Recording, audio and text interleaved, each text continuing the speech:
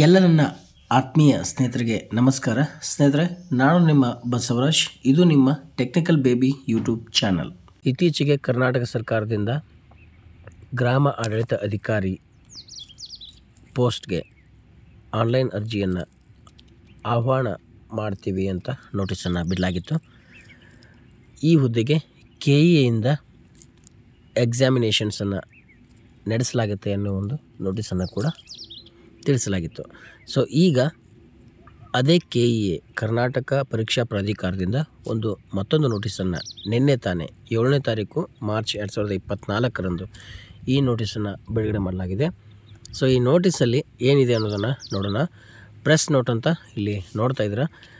Direct recruitment of village administrative officer vacant posts in revenue department by this office notification dated 21st February 2024, it was informed that the applicants can apply online from 4th March 2024 for direct recruitment of village administrative officer vacant posts.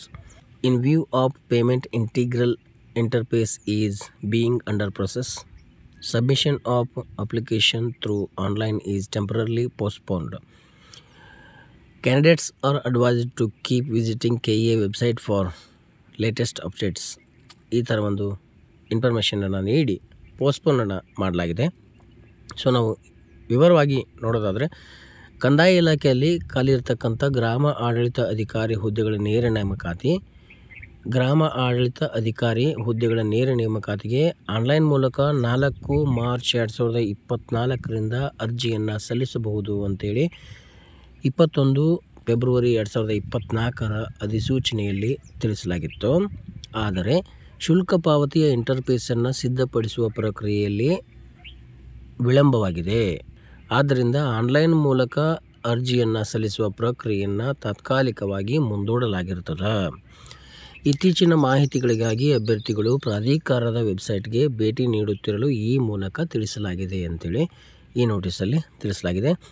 So ಗ್ರಾಮ ಆಡಳಿತ ಅಧಿಕಾರಿ village administrative officer ಹುದ್ದೆಯ online ಅರ್ಜಿ ಪ್ರಕ್ರಿಯೆಯನ್ನು ಮುಂದಿಡಲಾಗಿದೆ.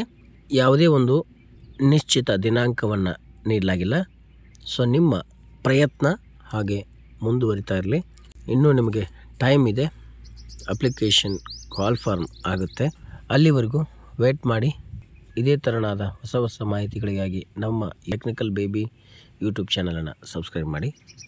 So ಮುಂದಿನ ವಿಡಿಯೋದಲ್ಲಿ ಮತ್ತೆ ನಿಮಗೆ ಸಿಗ್ತೀನಿ ಸ್ನೇಹಿತರೆ. ನಮಸ್ಕಾರ, ಬಾಯ್.